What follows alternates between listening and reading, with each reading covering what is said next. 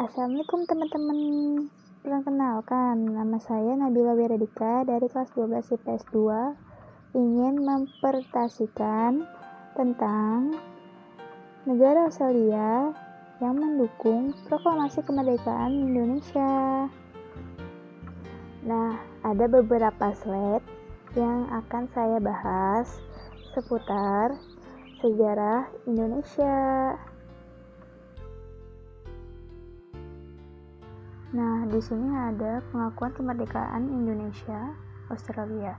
Usaha Indonesia untuk mendapatkan pengakuan di dunia internasional juga dilakukan terhadap tetangga dekatnya yaitu Australia.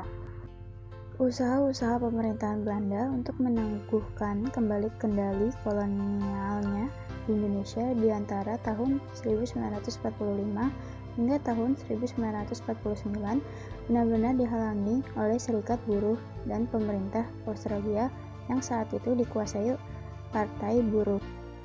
Setidaknya terdapat dua peristiwa penting yang menunjukkan dukungan pemerintah untuk pemerintah Indonesia dalam mencegah kembalinya penjajah Belanda, yaitu sebagai berikut. Adanya pemboikotan terhadap kapal-kapal Belanda yang memuat senjata untuk dibawa ke Indonesia. Pemboikotan ini diprakarsai oleh cabang Brisbane dari Waterside Workers Federation (WWF) atau Federasi Pekerja Pesisir Australia. Partisipasi aktif Australia untuk menyelesaikan sengketa Indonesia-Belanda dan bersungguh-sungguh mendukung Indonesia menentang Belanda. Hal ini dapat dilihat dari sikap anggota Australia dalam Komisi Jasa-Jasa Baik Perserikatan Bangsa-Bangsa untuk Indonesia. Dukungan Australia untuk pemerintah Indonesia dalam menentang Belanda yang pertama yaitu dengan pemboikotan kapal-kapal Belanda dengan inisiatif Partai Komunis Australia dan pimpinan komunis dari Serikat Buruh Perairan Australia. Para buruh pelabuhan Australia pada 20 September 1945 di seluruh pelabuhan Australia melarang pemuatan ke atas kapal Belanda yang berlayar ke Hindia Belanda. Pemboikotan diprakarsai oleh pelaut-pelaut Indonesia yang meninggalkan 6 kapal Belanda di pelabuhan Brisbane. Pada 24 September 1945, aksi ini segera diikuti dengan sebuah keputusan WWF cabang Brisbane untuk memboikot ke-6 kapal tersebut. Federasi Pekerja Pesisir Australia mencegah keberangkatan kapal Belanda yang penuh dengan pasukan bersenjata dan perlengkapan lainnya dari pelabuhan Australia. Dimulai dari Brisbane, embargo tersebut mendapatkan banyak dukungan dari seluruh pekerja di pelabuhan utama lainnya di Australia, termasuk Sydney, Melbourne, dan Adelaide. WWF menolak memuat barang-barang Belanda dan memperbaiki kapal-kapal Belanda dan kemudian memboikot semua transportasi toko dan pengisi darat. Embargo terus berlangsung sampai tahun 1948. 31 serikat pekerja Australia dan 4 serikat pekerja Asia secara langsung menghentikan 559 kapal yang seharusnya adalah persediaan bagi usaha Belanda.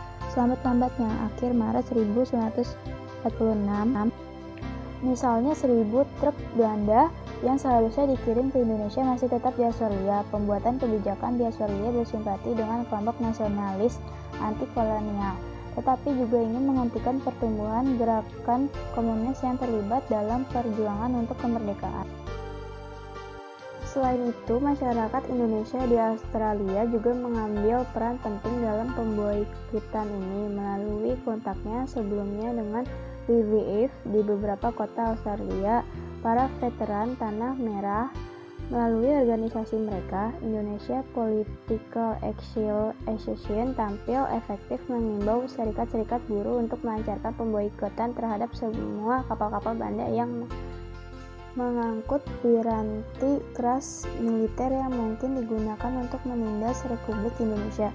Pada 26 September 1945, Dewan Federal memutuskan pemogokan menyeluruh terhadap semua kapal Belanda di pelabuhan-pelabuhan Australia. Peristiwa ini dikenal dengan Black Armada.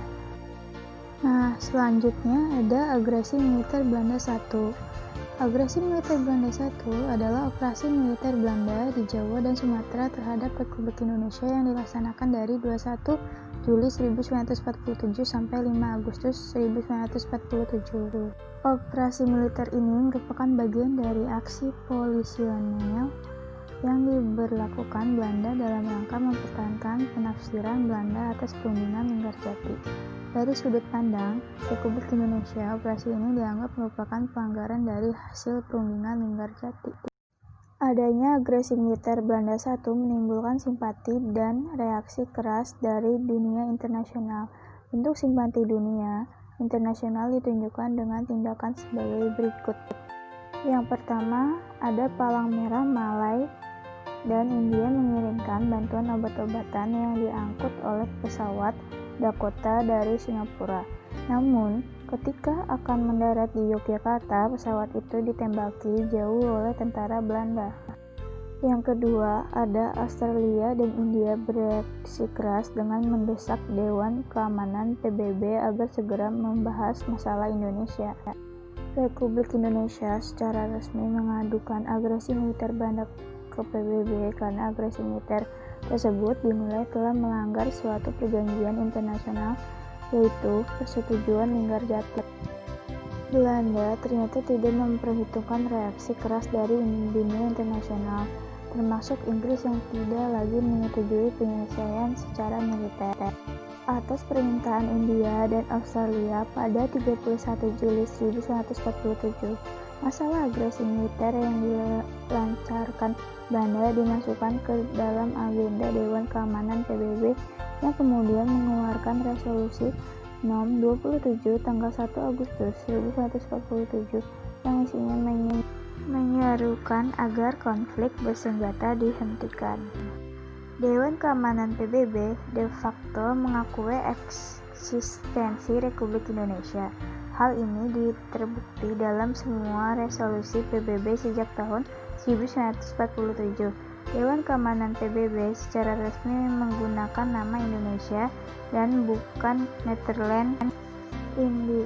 Sejak resolusi pertama, yaitu resolusi Nom. 27 tanggal 1 Agustus 1947, kemudian resolusi Nom. 30 dan 31 tanggal 25 Agustus 1947, resolusi Nom. 36 tanggal 1 November 1947, serta resolusi Nom. 67 tanggal 28 Januari 1949, Dewan Keamanan PBB selalu menyebutkan konflik antara Republik Indonesia dengan Belanda sebagai The Indonesia Question. Atas tekanan Dewan Keamanan PBB pada tanggal 15 Agustus 1947, pemerintah Belanda akhirnya menyatakan akan menerima resolusi Dewan Keamanan untuk menghentikan pertempuran. Nah, yang terakhir ada sumbangan. Sehubung dengan perdagangan barang, komoditas energi seperti minyak bumi dan batu bara memang penting. Namun Australia utamanya mengekspor komoditas yang menjadi bahan baku bagi sektor manufaktur, makanan dan minuman Indonesia, seperti sapi ternak gandum, gula, dan susu bubuk. Sementara Indonesia utamanya mengekspor barang-barang manufaktur ke Australia seperti televisi, alas kaki, furnitur, pakaian, dan ban. Nah, itu seperti saling tukar-menukar gitu sumbangannya seperti itu ya. Nah, teman-teman, sudah selesai pembahasannya. Sekian dari saya. Jika ada yang salah dari tulisan atau perkataan, mohon dimaafkan. Wassalamualaikum warahmatullahi wabarakatuh.